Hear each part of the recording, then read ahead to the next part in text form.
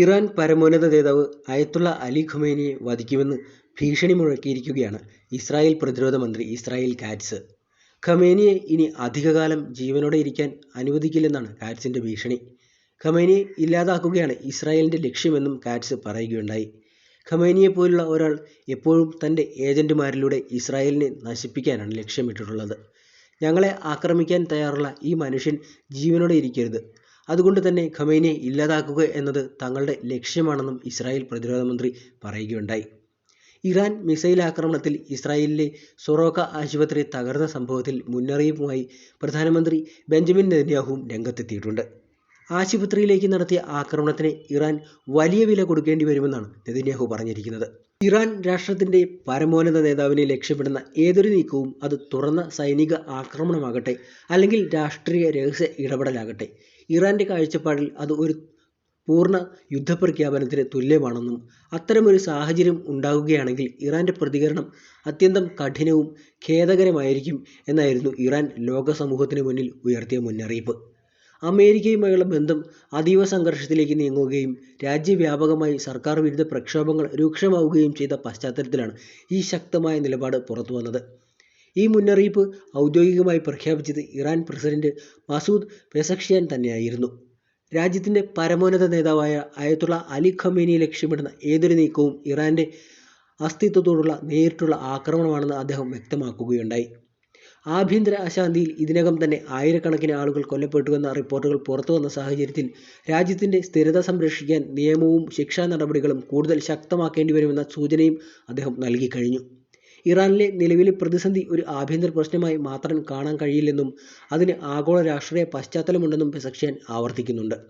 Iran നേരിടുന്ന സാമ്പത്തിക പ്രതിസന്ധികൾക്കും സാമൂഹിക അസ്ഥിരതകൾക്കും പ്രധാന കാരണം അമേരിക്കയും അതിൻ്റെ സഖ്യരാജ്യങ്ങളും വർഷങ്ങളായി ഏർപ്പെടുത്തിയ മനുഷ്യരഹിതമായ ഉപരോധങ്ങൾ ആണെന്ന് പെസഷ്കിയാൻ തുറന്നടിച്ചു കഴിഞ്ഞു.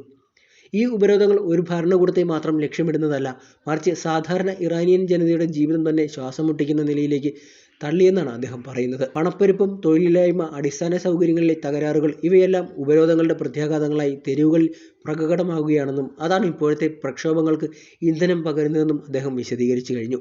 എന്നാൽ ഇറാൻ്റെ ഈ മുന്നറിയിപ്പ് അമേരിക്കൻ പ്രസിഡന്റ് ഡൊണാൾഡ് ട്രംപ് നടത്തിയ പരാമർശങ്ങൾക്ക് നേരിട്ടുള്ള മറുപടിയായിട്ടാണ് അന്താരാഷ്ട്ര നിരീക്ഷകരും വിലയിരുത്തുന്നത്. ഇറാനിലെ പ്രതിഷേധങ്ങൾ കൂടുതൽ രൂക്ഷമാവുകയും പ്രതിഷേധക്കാർ കൊല്ലപ്പെടുകയോ വധിക്കപ്പെടുകയോ ചെയ്താൽ അമേരിക്കൻ ഇടപെടൽ പരിഗണിക്കാമെന്ന മുന്നറിയിപ്പ് ട്രംപ് മുമ്പ് ആവർത്തിച്ചിരുന്നു. അന്തർദേശീയ മാധ്യമമായ പൊളിറ്റിക്കോയോട് നടത്തിയ അഭിമുഖത്തിൽ ഇറാനിൽ പുതിയ നേതൃത്വത്തെ അന്വേഷിക്കേണ്ട സമയമാണിത് എന്ന് ട്രംപ് പറഞ്ഞത് ഇറാനെ കൂടുതൽ പ്രകോപിപ്പിച്ചിട്ടുണ്ട്. നിലവിലെ ഇറാൻ നേതൃത്വം അധികാരം നിലനിർത്താൻ അക്രമത്തെയും അടിച്ചമർത്തലിനെയും ആശ്രയിക്കുന്നുവെന്നാണ് അദ്ദേഹം പറഞ്ഞിരിക്കുന്നത്. അതിനിടെ ഇറാനിലെ യഥാർത്ഥ അവസ്ഥ അതീവ ഭീകരമാണെന്ന് പുറത്തുവരുന്ന കണക്കുകളും സൂചിപ്പിക്കുന്നുണ്ട്. ദിവസങ്ങളായി തുടരുന്ന സർക്കാർ വിരുദ്ധ പ്രക്ഷോഭങ്ങളിൽ സുരക്ഷാ സേനാംഗങ്ങൾ ഉൾപ്പെടെ കുറഞ്ഞത് 5000 പേർ കൊല്ലപ്പെട്ടതായി ഒരു ഉന്നത ഇറാനിയൻ ഉദ്യോഗസ്ഥൻ വെളിപ്പെടുത്തിയിട്ടുണ്ട്. പ്രത്യേകിച്ച് രാജ്യത്തിൻ്റെ വടക്കു പടിഞ്ഞാറൻ ഭാഗങ്ങളിലെ കുർദിഷ് മേഖലകളിലാണ് ഏറ്റവും രൂക്ഷമായ ഏറ്റുമുട്ടലുകൾ റിപ്പോർട്ട് ചെയ്യപ്പെട്ടത്. കുർദിഷ് വിഘടനവാദികളും സർക്കാർ സേനയും തമ്മിലുള്ള സംഘർഷങ്ങൾ പല സ്ഥലങ്ങളിലും ആഭ്യന്തര യുദ്ധസമാനമായ അവസ്ഥ സൃഷ്ടിച്ചുവെന്ന് നിരീക്ഷകർ ചൂണ്ടിക്കാട്ടുന്നുണ്ട്.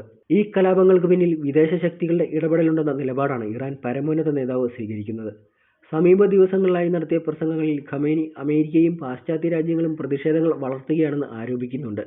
രാജ്യത്തിൻ്റെ അകത്തുള്ള സ്ഥിരത തകർക്കാൻ വിദേശ ശക്തികൾ രാജ്യദ്രോഹികളായ ചില ഘടകങ്ങളെ ഉപയോഗിക്കുകയാണെന്നും അതാണ് ആക്രമണത്തിനും നാശനഷ്ടങ്ങൾക്കും വഴിവെക്കുന്നതെന്നും അദ്ദേഹം പറയുകയുണ്ടായി.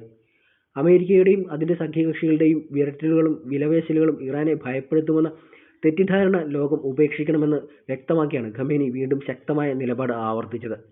തടവറകളിലെ പീഡനങ്ങളും വധശ്രമങ്ങളും അതിജീവിച്ചാണ് അദ്ദേഹം ഇറാൻ്റെ നേതൃത്വത്തിലെത്തിയതെന്നും അതുകൊണ്ട് തന്നെ ഉപരോധങ്ങളോ സൈനിക ഭീഷണികളോ ഈ പേർഷ്യൻ രാഷ്ട്രത്തെ തളർത്തുമെന്ന കണക്കുകൂട്ടൽ ഇറാൻ്റെ ചരിത്രം അറിയാത്തവരുടെ തെറ്റായ വിലയിരുത്തലാണെന്നും രാഷ്ട്രീയ നിരീക്ഷകർ പറയുന്നുണ്ട്. രാജഭരണത്തെയും വിദേശ ആധിപത്യത്തെയും ബാല്യകാലം മുതൽ ചോദ്യം ചെയ്ത ഖമേനി 1979 ഇസ്ലാമിക വിപ്ലവത്തിന് ശേഷം ഇറാൻ്റെ രാഷ്ട്രീയ ദിശ നിർണയിച്ച നേതൃനിരയിലേക്ക് ഉയർന്നു വരികയായിരുന്നു. പ്രസിഡന്റായും പിന്നീട് പരമോന്നത നേതാവായും അദ്ദേഹം നേരിട്ടത് തുടർച്ചയായ ആഭ്യന്തര കലാപങ്ങളും പാശ്ചാത്യ സമ്മർദ്ദങ്ങളുമായിരുന്നു. എന്നാൽ ഭരണകൂടം തകർന്നു വീഴും എന്ന പാശ്ചാത്യ പ്രവചനങ്ങളെ അതിജീവിച്ച് ഇറാൻ്റെ സ്വയം പര്യാപ്തതയിലേക്കും ശക്തമായ പ്രതിരോധ ശേഷിയിലേക്കും നയിക്കുകയായിരുന്നു അദ്ദേഹത്തിൻ്റെ ദിശാബോധം. പലസ്തീൻ വിഷയത്തിൽ ഖമേനി സ്വീകരിച്ച ഉറച്ച നിലപാട് അദ്ദേഹത്തിൻ്റെ നേതൃത്വത്തെ അന്താരാഷ്ട്ര തലത്തിൽ കൂടുതൽ ശ്രദ്ധേയമാക്കുകയുണ്ടായി.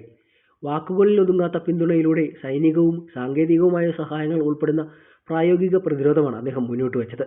ഇതിന്റെ ഫലമായി ഇറാൻ പശ്ചിമേഷ്യൻ രാഷ്ട്രീയത്തിലെ നിർണായക ശക്തിയായി മാറിയെന്നതാണ് വിലയിരുത്തൽ.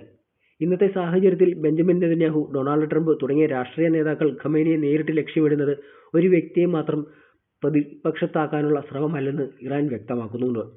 അമേരിക്കൻ ഇസ്രായേൽ ശക്തികൾക്ക് കീഴടങ്ങാതെ സ്വന്തം രാഷ്ട്രീയ നിലപാടുകളും സുരക്ഷാ മുൻഗണനകളും സ്വയം നിർണ്ണയിക്കുന്ന ഒരു സ്വതന്ത്ര പശ്ചിമേഷ്യൻ പ്രതിരോധ അച്ചുതണ്ട് എന്ന ആശയമാണ് യഥാർത്ഥത്തിൽ വെല്ലുവിളിക്കപ്പെടുന്നത്. ഖമേനിയെ ദുർബലപ്പെടുത്തുക എന്നത് ഒരു വ്യക്തിയെ മാറ്റി നിർത്തുന്നതിനേക്കാൾ കൂടുതൽ ആ രാഷ്ട്രീയ ദർശനത്തെ തന്നെ അസ്ഥിരമാക്കാനുള്ള ശ്രമമായാണ് വായിക്കപ്പെടുന്നത്. അതുകൊണ്ട് തന്നെ ഖമേനിയുടെ കഥ ഒരു വ്യക്തിയുടെ അധികാരയാത്രയിൽ മാത്രം ചുരുക്കാൻ കഴിയില്ല. ഉപരോധങ്ങളും നയതന്ത്ര സമ്മർദ്ദങ്ങളും സൈനിക ഭീഷണികളും നേരിട്ട് അതിജീവിച്ച ഒരു രാഷ്ട്രത്തിന്റെ ദീർഘകാല പ്രതിരോധ അനുഭവങ്ങളായി ചേർത്താണ് അദ്ദേഹത്തിന്റെ നേതൃത്വം രൂപപ്പെടുത്തിയെടുത്തത്. ഇറാൻ ഇന്ന് ലോകത്തെ ഞെട്ടിക്കുന്നത് ആസ്ട്രമിക് വാർഫെയർ എന്ന യുദ്ധത്തിലൂടെയാണ്. വില കൂടിയ ഫൈറ്റർ ജെറ്റുകളും മൾട്ടി ബില്യൺ ഡോളർ മിസൈൽ സംവിധാനങ്ങളും മാത്രം യുദ്ധം ജയിക്കുന്ന കാലം കഴിഞ്ഞു എന്നതാണ് ഇറാൻ തെളിയിച്ചത്. കുറഞ്ഞ ചെലവിൽ നിർമ്മിച്ചു എന്നാൽ ഉയർന്ന നാശശേഷിയുള്ള ഇറാനിയൻ ഡ്രോണുകൾ ഇന്ന് യുദ്ധരംഗത്തെ ഗെയിം ചേഞ്ചറുകളായി മാറിക്കഴിഞ്ഞു. ലോകം ഇറാനെ പതിറ്റാണ്ടുകളോളം ഉപരോധങ്ങളുടെ വലയിൽ കുടുക്കാൻ ശ്രമിച്ചിട്ടുണ്ട്. സാമ്പത്തികമായി തളർത്താനും സാങ്കേതികമായി ഒറ്റപ്പെടുത്താനും സൈനികമായി പിന്നിലേക്ക് തള്ളാനുമായിരുന്നു ആ നീക്കങ്ങളുടെ പിന്നിലെ ഉദ്ദേശം. പക്ഷേ ചരിത്രം തെളിയിച്ചത് മറ്റൊന്നാണ്. പകരം സ്വന്തം ആകാശത്ത് സ്വന്തം നിയമങ്ങളോടെ സ്വന്തം ശേഷിയിൽ ഒരു അദൃശ്യ സാമ്രാജ്യം തന്നെ അവർ പടുത്തുയർത്തി. ആഗോള ആയുധ വിപണിയിലെ വെറും 0.4% മാത്രമാണ് ഇറാന്റെ പങ്ക് എന്ന് Stockholm international peace research institute പറയുമ്പോൾ അതിനെ വെറും ഒരു ചെറിയ കണക്കായി കാണുന്നവർ വലിയൊരു യാഥാർത്ഥ്യം കാണാതെ പോവുകയാണ്. കാരണം ഇറാന്റെ യഥാർത്ഥ ശക്തി എണ്ണത്തിലല്ല, മറിച്ച് പ്രത്യാഘാതത്തിലൂടെയാണ്. ഇറാൻ ഇന്ന് ലോകത്തെ ഞെട്ടിക്കുന്നത് ആസ്ട്രമിക് വാർഫെയർ എന്ന യുദ്ധത്തിലൂടെയാണ് എന്നുള്ളത് വ്യക്തമാണ്. ഇറാന്റെ കയറ്റുമതി തന്ത്രത്തിലെ ഹൃദയഭാഗത്ത് ഇന്ന് റഷ്യയുണ്ട്. 2020-24 കാലയളവിൽ ഇറാന്റെ മൊത്തം ആയുധ കയറ്റുമതിയുടെ ഏകദേശം 80% റഷ്യയിലേക്കായിരുന്നു എന്ന Stockholm international peace research institute കണക്ക് ഇരു രാജ്യങ്ങളും തമ്മിലുള്ള ബന്ധം എത്രമാത്രം ആഴത്തിലുള്ളതാണ് എന്ന് വ്യക്തമാക്കുന്നുണ്ട്. യുക്രൈൻ യുദ്ധത്തെ തുടർന്ന് പാശ്ചാത്യ ഉപരോധങ്ങൾ റഷ്യയുടെ ആയുധ വിതരണ ശൃംഖല തകർത്തപ്പോൾ ഇറാനിൽ നിർമ്മിച്ച ആളില്ലാ വ്യോമ വാഹനങ്ങൾ റഷ്യയുടെ യുദ്ധ ലോജിസ്റ്റിക് സംവിധാനത്തിന്റെ നിർണായക ഘടകമായി മാറി. ഇത് വെറും ആയുധ ഇടപാടല്ല, മറിച്ച് പാശ്ചാത്യ ആധിപത്യത്തിനെതിരെ രൂപപ്പെടുന്ന ഒരു സമാന്തര സുരക്ഷാ അച്ചുതണ്ടിന്റെ രാഷ്ട്രീയ പ്രഖ്യാപനം കൂടിയായിരുന്നു. ഇറാന്റെ ആയുധക്കരുത്തും രാഷ്ട്രീയ സ്വാധീനവും ഇന്ന് മിഡിൽ ഈസ്റ്റിലെ മണൽപ്പരപ്പുകളിൽ മാത്രം ഒതുങ്ങുന്നതല്ല.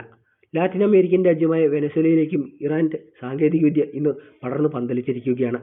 കണക്കുകൾ പ്രകാരം ഇറാന്റെ ആകെ കയറ്റുമതിയുടെ 11% മാത്രമാണ് വെനസ്വേലയിലേക്ക് പോകുന്നത്. എങ്കിലും ഈ ബന്ധം ലോകരാജ്യങ്ങൾക്ക് നൽകുന്ന സന്ദേശം വളരെ വലുതാണ്. വെറുമൊരു ആയുധ കച്ചവടത്തിനപ്പുറം ആധുനിക ഡ്രോൺ സാങ്കേതികവിദ്യ കൈമാറുന്നതിലും പ്രാദേശികമായി അവ നിർമ്മിക്കാൻ സഹായിക്കുന്നതിലുമാണ് ഇറാൻ ശ്രദ്ധ കേന്ദ്രീകരിക്കുന്നത്. കടുത്ത അന്താരാഷ്ട്ര നിയന്ത്രണങ്ങൾക്കിടയിലും തങ്ങളുടെ സാങ്കേതിക ആത്മവിശ്വാസം കൈവിടാതെ ലോകത്തിന്റെ മറുപുറത്ത് പോലും സ്വാധീനം ഉറപ്പിക്കാനുള്ള ഇറാന്റെ ആത്മബലമാണ് ഈ കൂട്ടുകെട്ടിലൂടെ വെളിപ്പെടുന്നത്.